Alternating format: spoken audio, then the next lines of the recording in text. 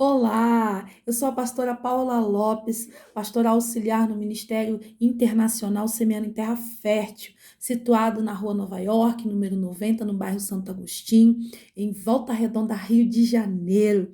Já se inscreve no meu canal e compartilha este vídeo com alguém que não consegue ler a Bíblia sozinho. Nós estamos no livro de Mateus, capítulo 16, nós estivemos fazendo a leitura no vídeo passado, dos versos 13 ao verso 20, e hoje nós vamos estar entrando na explicação e dando continuidade na nossa leitura aqui. Como a gente leu na semana passada, ontem, né? Nós lemos sobre a confissão de Pedro, quando Jesus começa a perguntar para os discípulos quem as pessoas diziam que ele era. Olha que interessante, né? Jesus era a figura mais esperada, mais desejada do seu tempo, da sua época.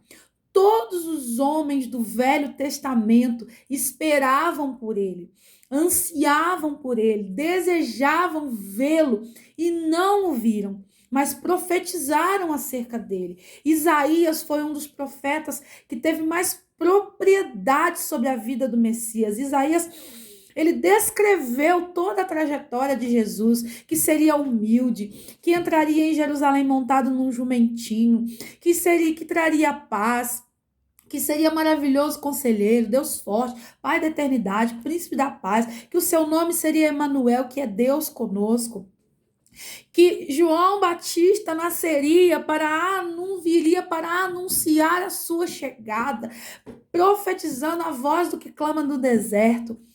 Enfim, todas as coordenadas acerca de Jesus vieram sendo desenhadas para o povo daquela época. O povo estava com a profecia em mãos, e agora a profecia estava em carne e osso, como João vai declarar. Ele diz assim: no início ele era o verbo estava com Deus, o verbo era Deus, e o verbo se fez carne. A profecia agora estava diante destes homens em carne e osso. Mas quando Jesus pergunta aos seus discípulos quem as pessoas dizem que eu sou, cada um falava uma coisa. Esse é Jeremias, esse é Elias, esse é João Batista, esse é Eliseu, esse é um dos profetas.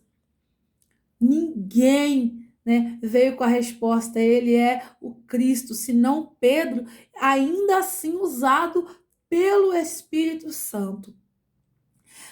É muito comum Jesus fazer coisas na igreja e nós dizermos que foi o homem. Jesus falar e a gente falar: isso é coisa de homem, é o homem que está falando. Jesus ordenar e a gente falar: não, isso é coisa de homem, é o homem que está ordenando. Jesus direcionar e a gente está dizendo: não, é o homem que está direcionando.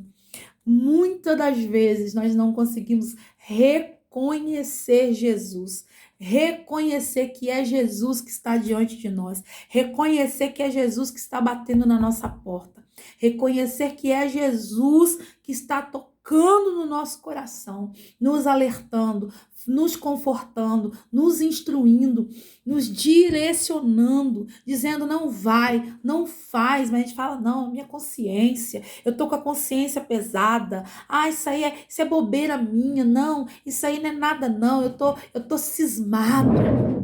Nunca reconhecemos que é o Senhor falando conosco, que é o Senhor trazendo direcionamento, que é o Senhor mudando a rota, trazendo um novo tempo para as nossas vidas.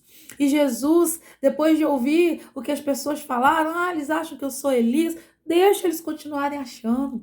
Eles acham que eu sou Eliseu, deixa eles continuarem achando. Eles acham que eu sou João Batista, deixa eles continuarem achando. Não contem para ninguém que eu sou Cristo. Sabe por quê, irmãos?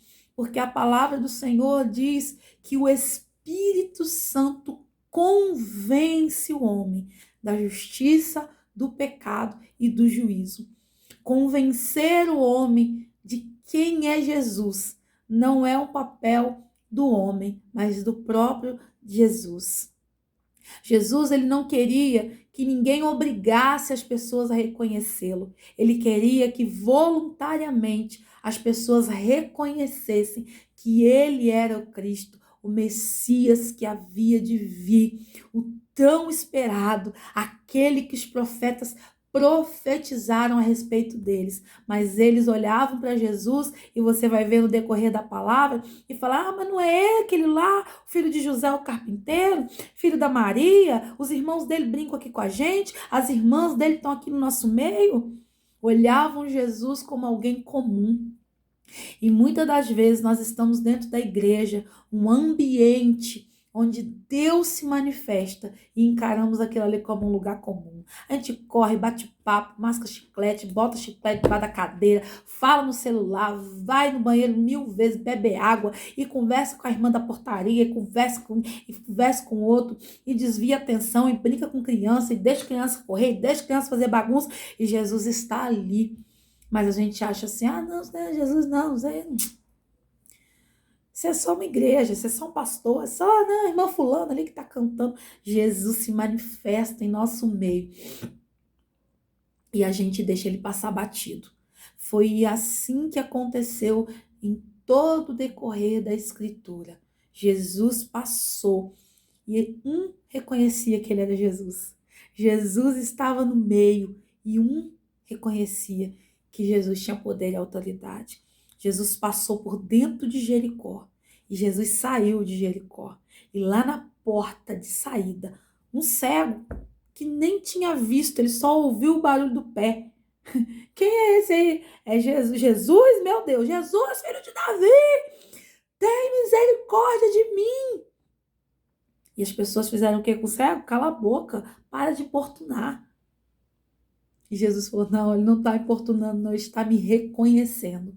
As pessoas que reconhecem Jesus são as que mais nos importunam, porque a gente quer que Jesus passe logo, passa batido, porque quando Jesus para, tem transformação. Quando Jesus para, tem milagre. Quando Jesus para, tem bênção, tem cura, tem maravilhas. Continuando a leitura, nós estamos no versículo 21 do capítulo 16. Desde aquele momento, Jesus começou a explicar aos discípulos que era necessário que ele fosse para Jerusalém e sofresse muitas coisas nas mãos dos líderes religiosos. Olha isso, hein? Dos chefes dos sacerdotes e dos mestres da lei, e fosse morto e ressuscitasse no terceiro dia. Então Pedro, chamando-o à parte, começou a repreendê-lo, dizendo: nunca, Senhor, isso nunca te acontecerá. Jesus virou-se e disse para Pedro: para trás de mim, Satanás, porque você é uma pedra de tropeços para mim e não pensa nas coisas de Deus, mas nas coisas dos homens. Então Jesus disse aos seus discípulos: se alguém quiser me acompanhar, negue-se a si mesmo, toma a sua cruz e me siga. Pois quem quiser salvar a sua vida, a perderá. Mas quem perder a sua vida por minha causa, a encontrará. Pois que adiantará o homem ganhar o mundo inteiro e perder a sua alma? Ou o que o homem poderá dar em troca da sua alma? Pois o Filho do Homem virá na glória do seu Pai com os seus anjos, e então recompensará cada um de acordo com o que tenha feito. Garanto a vocês que alguns dos que aqui se acham não experimentarão a morte antes de verem o Filho do Homem vindo em seu reino. Que coisa interessante. Jesus agora começa a explicar para os seus discípulos que é necessário que ele padeça nas mãos dos religiosos e dos doutores da lei. Aqueles que deveriam ser os primeiros a reconhecê-lo, faria com que ele sofresse, fariam com que ele fosse machucado, pisado, cuspido, envergonhado e carregasse uma cruz para pagar o pecado de ser Jesus, o Filho de Deus, o Salvador da humanidade. Foi o único pecado que Jesus cometeu. Amaram o mundo de tal maneira que por eles veio dar a sua vida, por nós veio dar a sua vida. E agora Jesus está explicando para os seus discípulos: é necessário, eu vou morrer, e ao terceiro dia eu vou ressuscitar. E aquele Pedro, que foi usado pelo Espírito Santo para dizer: tu és o Cristo, agora está emprestando a boca para Satanás, para dizer: Senhor, não aconteça isso contigo, não, isso não vai acontecer não, se preserva, Jesus, se preserva, porque é o que Pedro está dizendo para Jesus: se preserva, você não precisa passar por isso, você não precisa passar por essa afronta, você não precisa passar por essa humilhação, não vai lá, Jesus. E Jesus olha para Pedro e fala: Satanás. Jesus não está humilhando Pedro. Jesus está reconhecendo a influência que está por trás daquilo que Pedro está falando. E é necessário que a gente tenha discernimento para entender quem é que está falando conosco. Muitas das vezes você fica aborrecido com o seu irmão em Cristo, achando que ele te feriu, que ele te ofendeu, que ele te humilhou, quando na verdade a influência ali é satânica. Quando na verdade o que você tem que fazer é o que a própria Bíblia diz: a sua luta não é contra a carne. Jesus não brigou com Pedro, Jesus brigou com aquele que estava usando Pedro naquele momento. Satanás, sai, você não cogita das minhas coisas. Precisamos ter este entendimento de saber de onde está vindo aquilo que estamos ouvindo. E nós vamos continuar esse vídeo, viu? Porque tem mais aí.